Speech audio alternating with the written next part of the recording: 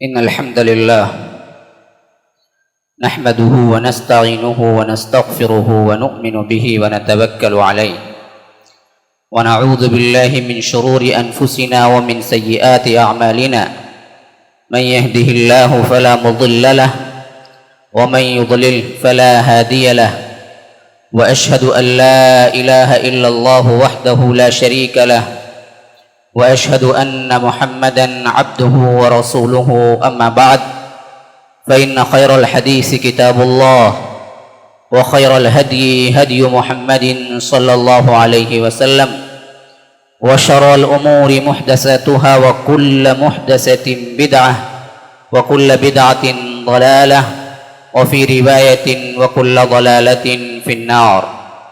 فأعوذ بالله من الشيطان الرجيم. بسم الله الرحمن الرحيم. شهر رمضان الذي أنزل فيه القرآن هدى للناس وبينات من الهدى والفرقان فمن شهد منكم الشهر فليصمه ومن كان مريضا أو على سفر فعدة من أيام أخر يريد الله بكم اليسر ولا يريد بكم العسر ولتكملوا العدة ولتكبروا الله على ما هداكم ولعلكم تشكرون. اللهم أرنا الحق حقا وارزقنا اتباعه وأرنا الباطل باطلا وارزقنا اجتنابه. اللهم علمنا ما ينفعنا وانفعنا بما علمتنا وارزقنا علما. رب اشرح لي صدري ويسر لي أمري واحلل عقدة من لساني يفقهوا قولي. برادران اسلام، واجب الاحترام بزرگوں، دوستوں اور عزیز ساتھیوں، لائق احترام ماؤں اور بہنوں، اللہ تعالیٰ کے فضل و کرم سے رمضان المبارک کا مہینہ قریب آ رہا ہے اور اللہ کے رسول صلی اللہ علیہ وسلم کا معمول تھا کہ خصوصیت سے اس کے لیے مجلسوں کا قیام کرتے اور اللہ کے رسول صلی اللہ علیہ وسلم خصوصیت کے ساتھ صحابہ کو اس کی اہمیت عظمت بتایا کرتے تھے۔ اسلاف کے اندر یہ معمول رہا ہے کہ رمضان المبارک کے آنے سے 6 ماہ قبل اس تک پہنچنے کی، اس کو پالینے کی دعا کیا کرتے تھے، اور رمضان المبارک کے بعد کے بقیہ 5 ماہ یہ دعا کیا کرتے تھے کہ ہم نے جو عبادتیں کی ہیں اے اللہ اس کو قبول کر لے رمضان میں۔ گویا کہ پورا سال رمضان کی تیاری اور رمضان کے اعمال کی قبولیت میں گزار دیتے تھے۔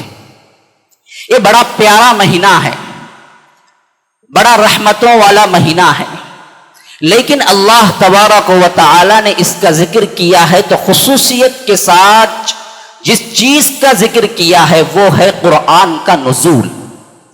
فرمایا کہ شہر رمضان الذی انزل فیہ القرآن، رمضان وہ مہینہ ہے جس کے اندر کلام اللہ نازل کیا گیا۔ تو سب سے پہلی اہمیت رمضان المبارک کی یہ ہے کہ اس میں اللہ تبارک و تعالی کا کلام نازل ہوا۔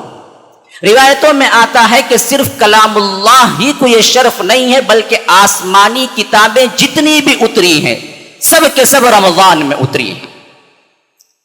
اللہ تبارک و تعالی نے اس رمضان کو جب خصوصیت کے ساتھ رحمتوں والا، برکتوں والا اور تمام مہینوں میں سردار بنایا تو یہ اس کی اپنی چاہت ہے۔ جیسا کہ میں پہلے بھی بیان کر چکا ہوں، جس کو چاہے منتخب کر لے۔ پورے زمین کے خطوں میں مکے کے لیے اللہ تبارک و تعالی منتخب کر لیا ام القریٰ کے نام سے، اور مکے میں کعبۃ اللہ کو اللہ تبارک و تعالی نے اعزاز دے دیا۔ مسجد حرام میں پڑھی ہوئی ایک نماز عام مسجدوں میں پڑھی ہوئی ایک نماز سے 1,00,000 مرتبہ زائد کر دیا ثواب کے لحاظ سے۔ اللہ تبارک و تعالی جس کو چاہے جو خصوصیت چاہے دے، یہ اللہ کا اختیار ہے۔ لیکن اس میں بندے کے لیے کیا ہے؟ بندے کے لیے بے پناہ رحمت ہے۔ اللہ تبارک و تعالی کا عفو ہے، اللہ تبارک و تعالی کا عفو درگزر ہے، اللہ تبارک و تعالی ماہ اس ماہ کو لا کر سالہ سال کے اندر اس ماہ کو دہرا کر بندے کو یہ چانس دیتا ہے کہ تم چاہو تو اس کے اندر اپنے تمام گناہوں کو معاف کرا لو اور اللہ تبارک و تعالی کے بارگاہ میں سرنڈر ہو جاؤ.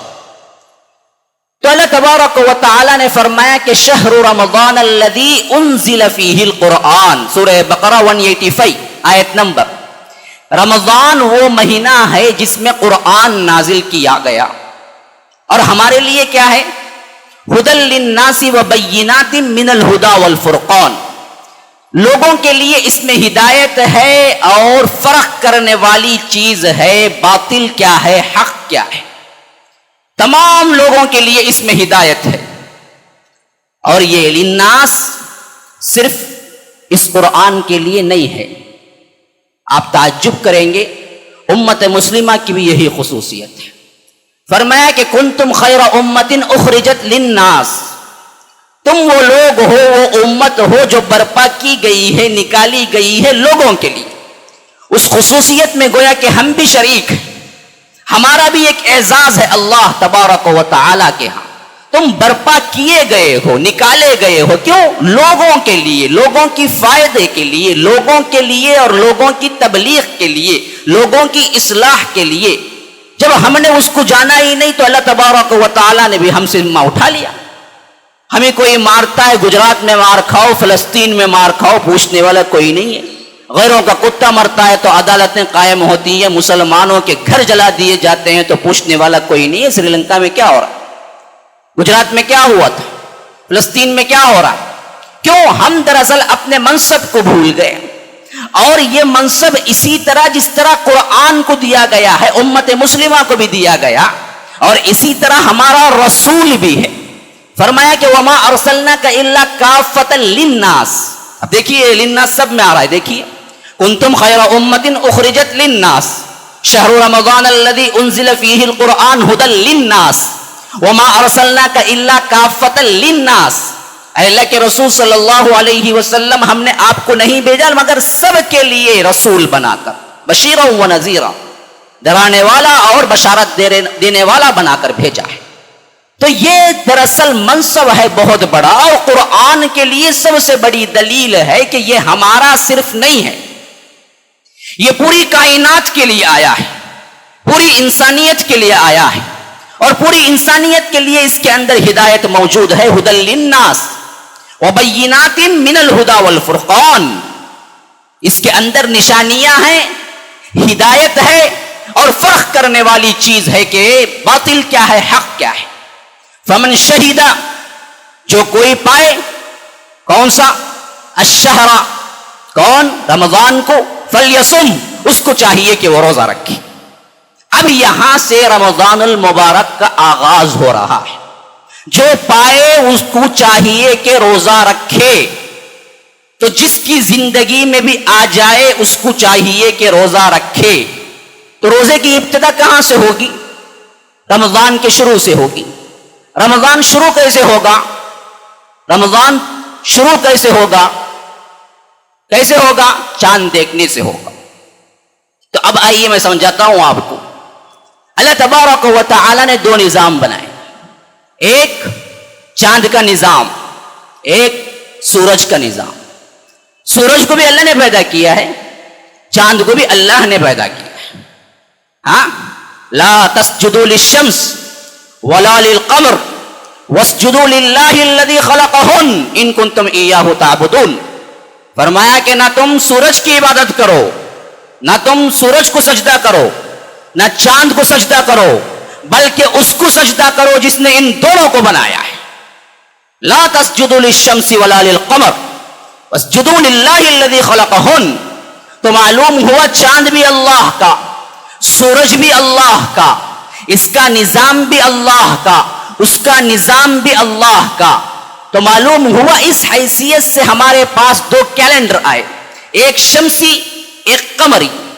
اور شمسی اور قمری، سورج کا کیلنڈر اور چاند کا کیلنڈر، یہ دونوں کو بھی اللہ تبارک و تعالی نے اہمیت دیا ہے، اور بعض عبادات سورج کے تحت ہیں، بعض عبادات چاند کے تحت ہیں۔ میں اس وجہ سے بیان کر رہا ہوں کہ جو مغالطہ ہے لوگوں کا کہ چاند ہمارا ہے، یہ کیلنڈر ہمارا ہے، اور ایک دوسرا مغالطہ ہے کہ اس کی بنیاد پہ لڑائی جھگڑے کرنا، اور اس کے بنیاد پہ تفریقے ڈالنا، اور اس کے بنیاد پہ یہ اتحاد کے مہینے میں اتحاد کو پارا پارا کر دینا۔ آج ہمارے بعض سائنٹیفک لوگوں کا، جنہوں نے اسلام کو بھی سائنس ہی سے سمجھنا ہے، ان لوگوں کا دعویٰ ہے جو اتحاد کے نام پہ تفرقہ ڈالتے ہیں کہ ہمارا چاند ہے، پوری دنیا ایک چاند منا لے، یہ بڑا اچھا ہے، آج سائنس کی فلاں ترقی ہو چکی ہے، فلاں ہے، تو کہیں باپ کے لیے عید ہے تو بیٹے کے لیے عید نہیں ہے، بیٹے کے لیے عید ہے تو باپ کے لیے عید نہیں ہے، کہیں کسی کو لیلۃ القدر طاق آ رہی ہے تو کسی کو جفت آ رہی ہے، کسی کو جفت آ رہی ہے تو کسی کو طاق آ رہی ہے۔ ایک مضحکہ خیز بات بن چکی ہے آج ہمارے درمیان۔ کیوں؟ ہر آدمی اٹھ اٹھ کا مختار بن چکا ہے، ہر آدمی کہتا ہے کہ میرے پیچھے چلو، اور اتنی بڑی تعداد ہو چکی ہے مسلمانوں کی، دیوانہ بھی اٹھ کے کہے تو اس کے پیچھے بھی 10 لوگ چلے جاتے ہیں۔ تو یاد رکھ لیجئے، پہلے اصل حقیقت سمجھ لیجئے، یہ دونوں کیلنڈر اللہ تبارک و تعالی نے خود بنائے، اور دونوں کیلنڈر کے حساب سے عبادات کو تقسیم کر دیا۔ شمسی حساب سے جو کیلنڈر بنا ہے، اس کے لیے وقت کی تعیین کے لیے کر دیا، اور نمازوں کا حساب شمس سے ہوتا ہے، سورج سے ہوتا ہے۔ زوال سے ڈھلے ظہر کا وقت شروع، سایہ برابر برابر ہو جائے ظہر کا وقت ختم، عصر کا وقت شروع، سایہ دگنا ہو جائے عصر کا وقت ختم، پھر اس کے بعد سورج غروب ہو جائے مغرب کا وقت شروع، مغرب کے وقت شروع ہو کے وہ سورج کی لالگی ختم ہو جائے تو مغرب کا وقت ختم۔ جیسے ہی وہ شفق جو لالگی ہے ختم ہوئی، وہاں سے عشاء کا وقت شروع، اور آدھی رات تک عشاء، پھر صبح صادق شروع ہو جائے، فجر کا وقت شروع، پھر اندھیرا اچھی طرح پھیل جائے تو سورج مغرب کا وقت ختم، فجر کا وقت ختم ہے۔ یہ ہے سسٹم نمازوں کا سورج سے۔ اور ہلال کا، چاند کا، اس کو اللہ نے حج کے لیے، رمضان کے روزوں کے لیے یہ کیلنڈر ہمیں بتایا۔ اس کو دیکھو، اس سے ماہ کا حساب لگاؤ، اور اس کی تعیین میں تم قوم کا لحاظ رکھو۔ صوموا لرؤیتہ وافطروا لرؤیتہ، دیکھو روزہ رکھو تم دیکھ کے، قوم کا لحاظ، لرؤیتہ اس کی رؤیت پہ مبنی ہے، سن کے فون ٹیلی فون نیٹ میں نہیں ہے۔ کسی کے پاس نیٹ نہ ہو تو کیا وہ رمضان نہ پائے گا؟ کسی کے پاس ٹیلی فون نہ ہو تو رمضان نہ پائے گا؟ رمضان اور اسلام کے لیے نیٹ ٹیلی فون کی ضرورت ہے، محتاج ہے وہ اس کا۔ ہم نے آج سائنسی دور میں اپنے اسلام کو اپنے مرضی کے مطابق ڈھال لینے کی کوشش کی، ایسی کوئی بات نہیں۔ تو اللہ کے رسول نے صاف کہا، ہم امی قوم ہیں، ہم زیادہ کیا پڑھے لکھے نہیں ہیں، مہینہ یوں ہوتا ہے، یوں ہوتا ہے، یوں ہوتا ہے، یا یوں ہوتا ہے۔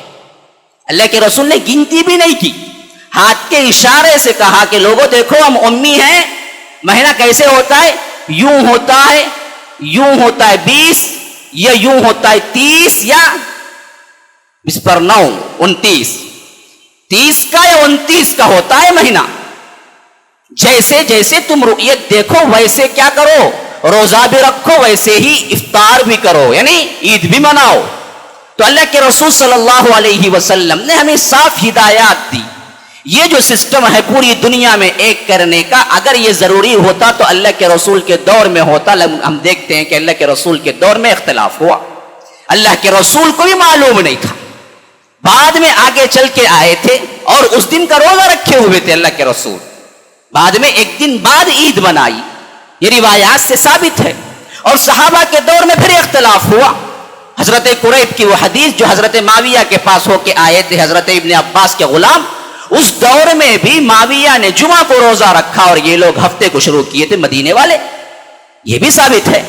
تو یہ نعرہ بالکل غلط ہے، جس کی بنیاد پہ گھروں کے اندر تفریقے پڑ جاتے ہیں، جس کی بنیاد پہ باپ بیٹا چہرہ نہیں دیکھتا ہے، باپ بیٹے کے اندر دراڑیں آ جاتی ہیں کہ تمہاری عید الگ میری عید الگ. نہیں، علاقائی اعتبار سے رویت کا اعتبار ہوگا اور قوم کے اعتبار سے رویت کا اعتبار ہوگا. اس کو دیکھو اور روزہ وہیں سے شروع کرو جب قوم شروع کرتی ہے، اور وہی ختم کرو جب قوم ختم کرتی ہے. سب مل کے عید مناتے ہیں. عید تو اتحاد کا نام ہے، عید تو خوشی کا نام ہے، نفرتیں بانٹنے کے لیے عید نہیں آئی ہے. تو فرمایا کہ یہ دو سسٹم جو رکھے اللہ تبارک و تعالی نے، دونوں کو عبادات کے لیے استعمال کیا ہے اور اللہ کے رسول صلی اللہ علیہ وسلم نے ہمیں بتایا ہے. اچھا، اب چاند دیکھ لیے، روزہ کہاں سے شروع ہوگا؟ روزہ شروع ہوگا سحر سے. اللہ کے رسول صلی اللہ علیہ وسلم نے فرمایا کہ تسحروا فإن فی السحور برکہ. لوگوں دیکھو، سحری کیا کرو، اس میں برکت رکھ دی گئی ہے. اور اللہ کے رسول صلی اللہ علیہ وسلم نے فرمایا تم میں اور یہودیوں کے روزوں میں یہی فرق ہے کہ وہ سحری نہیں کرتے اور تم سحری کیا کرو. اور اللہ کے رسول صلی اللہ علیہ وسلم نے سحری کے معاملے میں یہ بھی ارشاد فرمایا کہ لوگوں دیکھو، جب تک اس میں تم تاخیر کرو گے اور افطار میں تم جلدی کرو گے، تم ہدایت پر قائم رہو گے. آخری وقت میں سحری کرنا، اول وقت میں افطاری کرنا، یہ اللہ کے رسول صلی اللہ علیہ وسلم کا معمول رہا اور ہمیں ہدایت بھی دی کہ اسی طرح رکھا کرو، اسی میں تمہارے لیے ہدایت ہے. آج یہ امت چھوڑ چکی ہے جلدی سحری کرنا، آخر 2 3 5 10 منٹ ٹہر کے افطاری کرنا احتیاط کے نام پہ. یہ اللہ کے رسول صلی اللہ علیہ وسلم کا طریقہ نہیں ہے. اللہ کے رسول صلی اللہ علیہ وسلم نے فرمایا 2 اذانیں ہوا کرتی ہیں، بلال اذان دے تو کھانا شروع کر دو، عبداللہ ابن ام مکتوم اذان دے تو کھانا بند کر دو. معلوم ہوا کہ اس زمانے میں رمضان المبارک کے لیے خصوصیت کے ساتھ 2 اذانیں ہوا کرتی تھی. ایک بلال اعلان سحری کے لیے اذان دیا کرتے تھے، جیسے ہی سحر کا وقت شروع ہوتا ہے اللہ کے رسول صلی اللہ علیہ وسلم حضرت بلال کو حکم دیا ہے کہ تم اعلان کر دو. لیکن جب حضرت عبداللہ ابن ام مکتوم، یہ نابینا صحابی بھی تھے اور مؤذن بھی تھے اللہ کے رسول صلی اللہ علیہ وسلم کے، ان کی آواز کانوں میں پڑی تو تم اس وقت کھانا پینا بند کر دو. تو معلوم ہوا اللہ کے رسول صلی اللہ علیہ وسلم نے ختم کے اعلان کے ساتھ ساتھ نماز فجر کا بھی اعلان کر دیا تھا.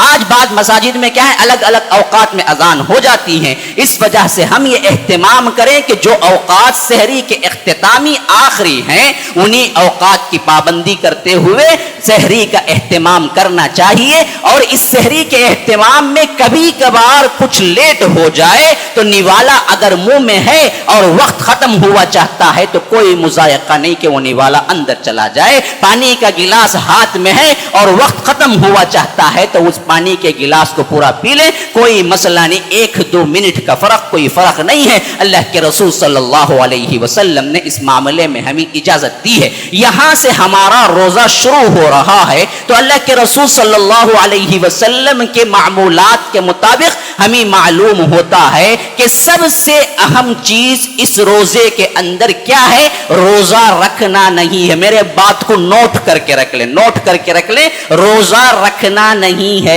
روزے کو بچانا ہے. عام لوگ روزہ رکھتے ہیں جبکہ اللہ کے رسول نے ہمیں تربیت دی کہ روزہ رکھنا نہیں ہے، روزہ بچاؤ. روزہ بچانا بڑا مشکل ہے، روزہ رکھنا بڑا آسان ہے. ہاں، من لم يدع قول الزور والعمل به فليس لله حاجة في ان يدع طعامه وشرابه. اللہ کے رسول صلی اللہ علیہ وسلم نے فرمایا کہ جو جھوٹ نہیں چھوڑتا، جو فحش گفتگو نہیں چھوڑتا، جو برائیاں ہیں اس کو نہیں چھوڑتا، پھر روزہ رکھتا ہے، اللہ کو کوئی حاجت نہیں ہے کہ اس کا پیاسا اور بھوکا رہنا. اللہ کے لیے کوئی حاجت نہیں ہے اس کا، یعنی وہ بھوکا رہا ہے، پیاسا رہا ہے، بس کوئی چیز نہیں ہے دوسری. کیوں؟ اصل مقصد تو فوت ہو گیا. وہی گالی گلوچ، وہی بری باتیں، وہی گندی نظریں، وہی گندے خیالات، وہی فحش گفتگو، وہی جھوٹ، وہی الزام تراشی، وہی ایک دوسرے پہ کھگڑا، وہی بات بات میں کیا ہے آپ کو مذاق۔ اگر یہی معمول رمضان کے اندر بھی، روزوں کے اندر بھی رہا تو پھر کیا ہے، روزے نے آپ کے اندر کوئی انقلاب برپا ہی نہیں کیا تو آپ روزہ تو رکھے، روزہ بچائے، سیام تو رکھے، سیام بچائے۔ اور یہ سیام کیا ہے؟ بخاری و مسلم کی روایت حدیث قدسی کے طور پہ بڑی اہم روایت ہے۔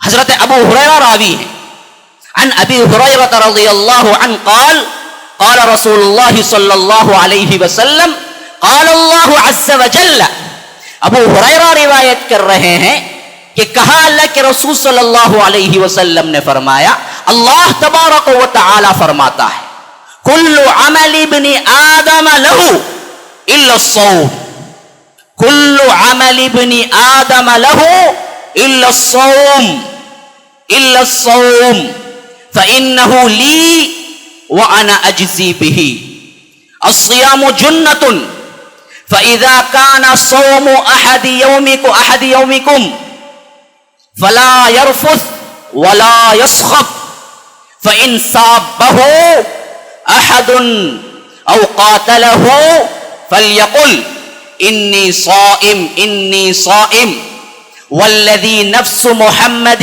بیدہ لخلوف فم الصائم اطیب عند اللہ من ریح المسک للصائم لہ فرحتان۔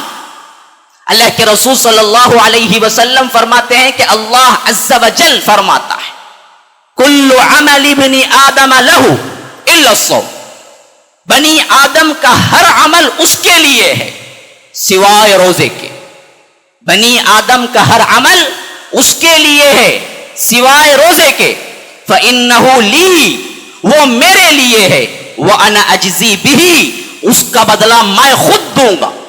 سب سے بڑا اعزاز ہے روزے کے سلسلے، اسی لیے علماء کہتے ہیں کہ یہ کیا عبادت السادات ہے، یہ سب سے مقرب ترین بندوں کی عبادات ہیں، اور جب مقرب ترین بندوں کی عبادات ہیں تو سب عبادتوں میں سب سے بہتر عبادات ہے روزہ۔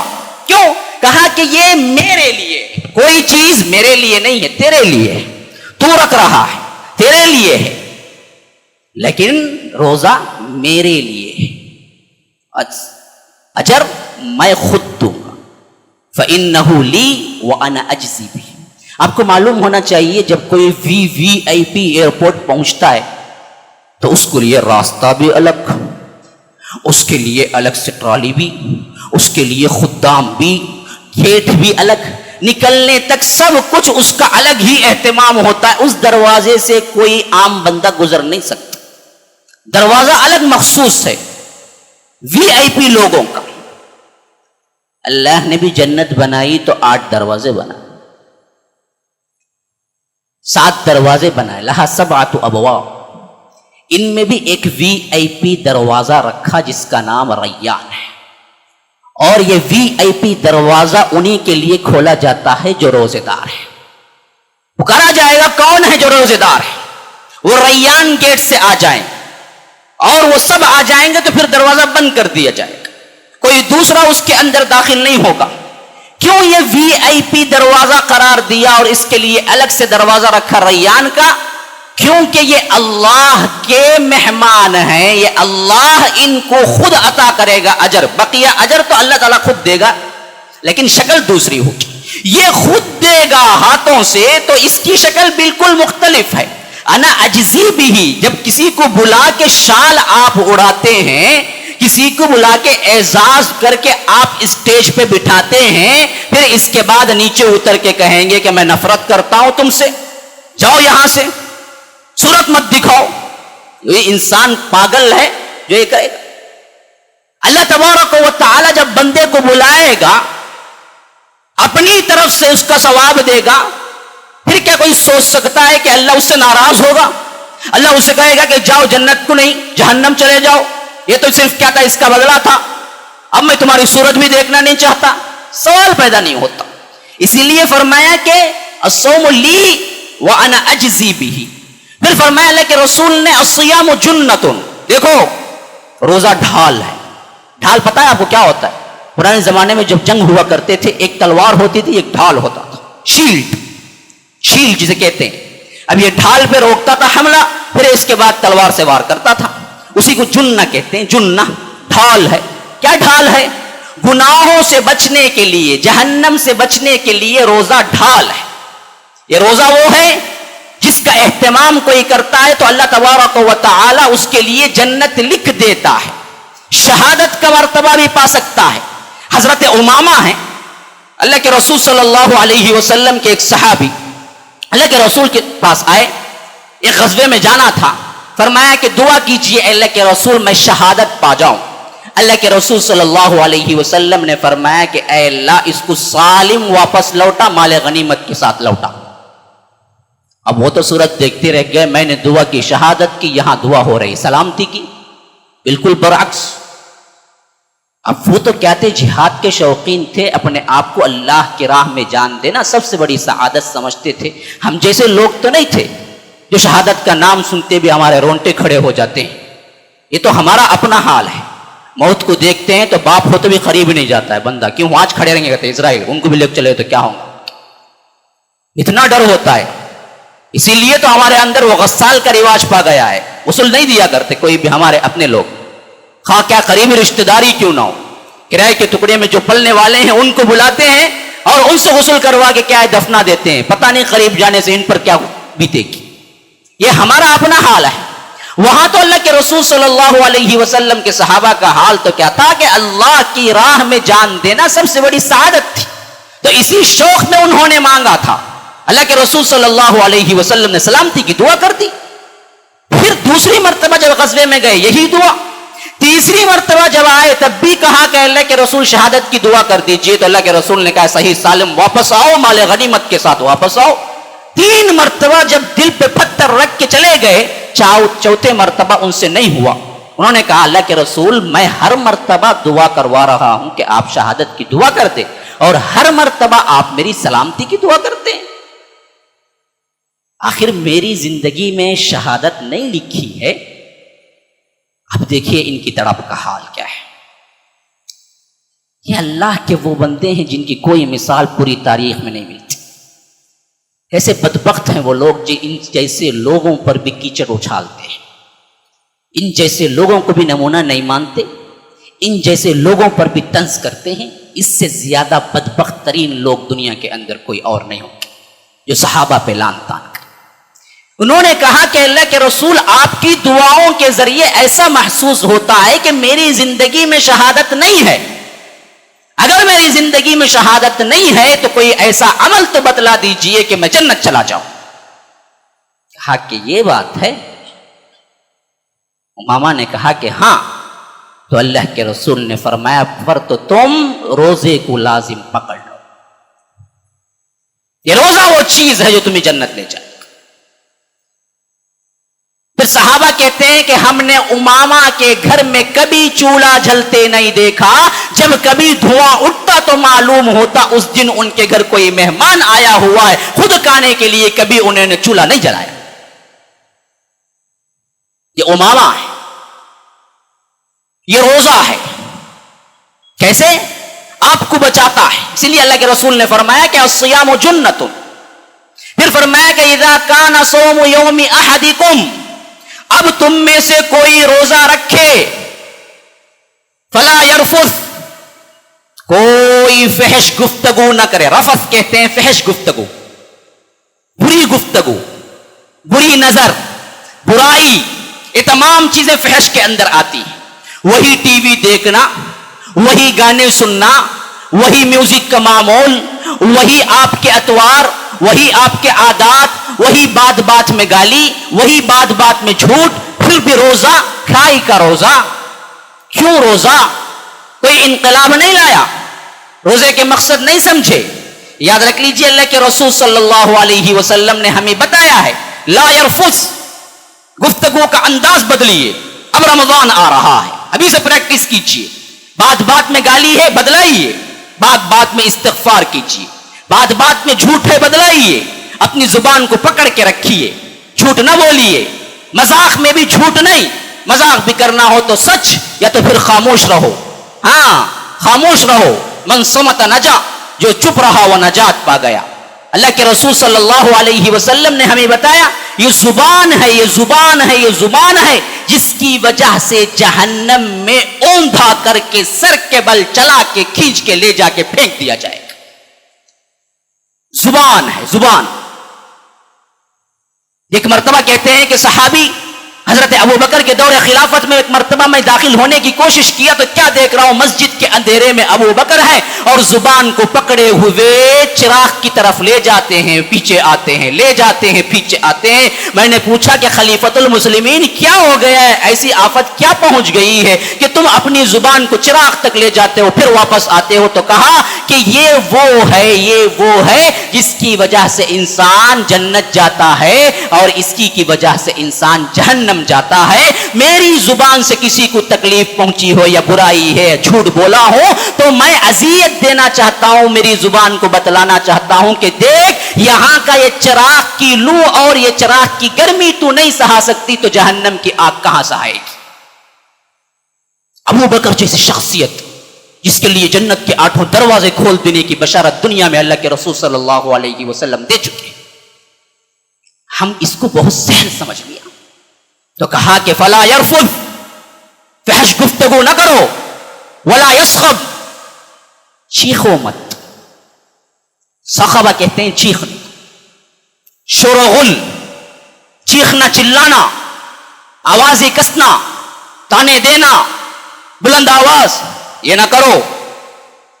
فَإِنْسَا، اچھا کہا کس حد تک نہ کرو، کس حد تک خاموش رہو روزے میں، کس حد تک برداشت کرو، کس حد تک اپنے آپ کو تبدیل کرو؟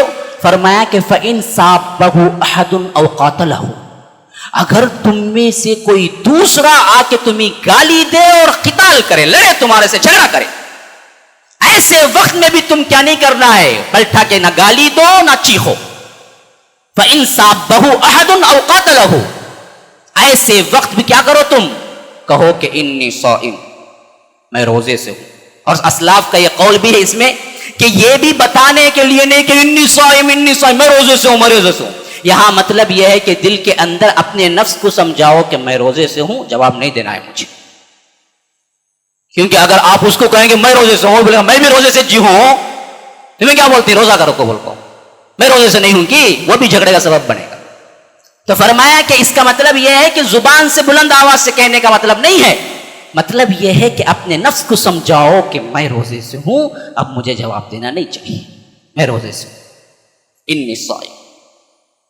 پھر اللہ کے رسول فرماتے ہیں والذی نفس محمد بیدہ، قسم ہے اس ذات کی جس کے قبضہ قدرت میں محمد کی جان ہے صلی اللہ علیہ وسلم۔